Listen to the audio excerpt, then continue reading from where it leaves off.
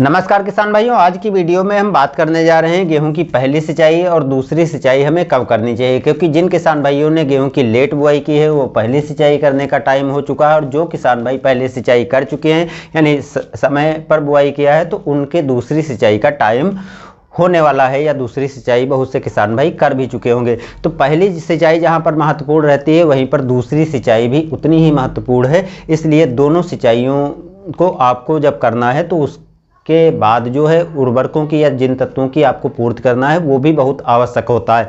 तो चलिए दोस्तों, आज हम इस पर आपको कुछ विस्तार से जानकारी देने वाले हैं जो आपके लिए काफ़ी महत्वपूर्ण है, और आप यदि ऐसा कर लेते हैं तो निश्चित ही कल्लों का फुटाव बेहतरीन होगा और अच्छी पैदावार लेने के लिए आपको ये काम करने जरूरी है।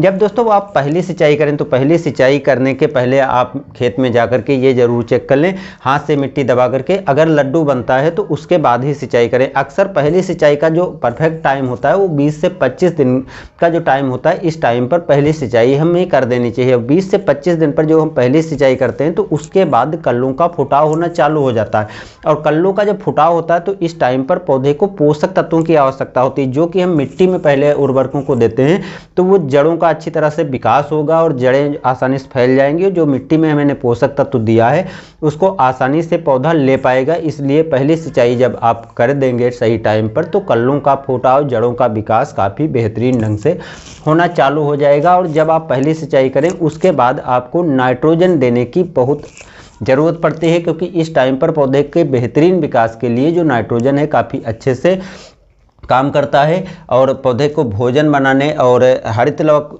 को बढ़ाने, ये सब प्रोसेस में नाइट्रोजन की ज़रूरत ज़्यादा से ज़्यादा पड़ती है। तो इसलिए पहली सिंचाई जब आप करें उसके 4 से 5 दिन के बाद आपको जो है नाइट्रोजन की पूर्ति के लिए 45 किलोग्राम यूरिया दे देनी चाहिए। और 45 किलोग्राम यूरिया देने के साथ साथ आप चाहें तो इसके साथ दानेदार ग्रोथ प्रमोटर 10 किलोग्राम मिला करके दे देना चाहिए। और अगर आप साथ में ग्रोथ प्रमोटर नहीं देते हैं तो ग्रोथ प्रमोटर का आपको स्प्रे कर देना चाहिए, जिससे जो है पौधे में ग्रोथ अच्छी हो और पौधे में कल्लों का फुटाव बेहतरीन हो।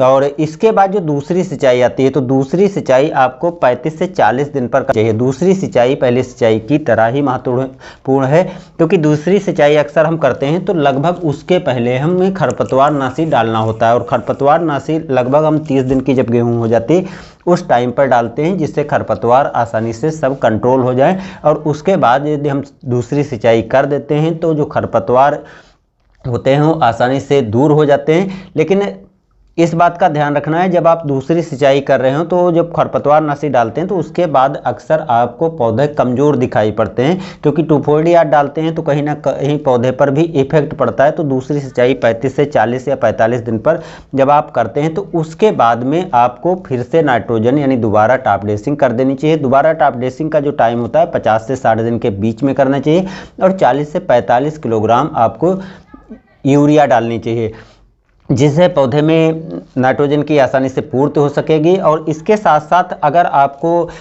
जो है पौधा फिर भी कमज़ोर दिखाई पड़ता है तो जो 19-19-19 उर्वरक आती है उसको, और साथ में लिक्विड वाली जो ग्रोथ प्रमोटर है उसको साथ में मिला करके स्प्रे कर दीजिए। काफ़ी बेहतरीन रिजल्ट आपको मिल जाएंगे और बहुत अच्छा कल्लों का फुटाव होगा।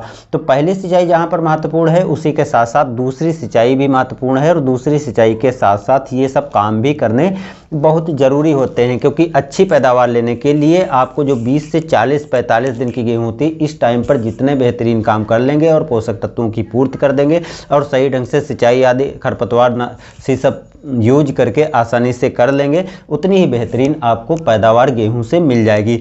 तो ये तो जानकारी दोस्तों रही पहली सिंचाई और दूसरी सिंचाई के बारे में। आगे हम बात करेंगे तीसरी और चौथी पांचवी सिंचाई आपको कब करनी चाहिए, और इसके साथ साथ आपको किन किन चीज़ों का डालना चाहिए और किन किन बातों का ध्यान रखना चाहिए। आप रेगुलर वीडियो देखने के लिए चैनल को सब्सक्राइब कर लीजिए। मिलते हैं ऐसी ही अच्छी जानकारी के साथ नए वीडियो में। धन्यवाद।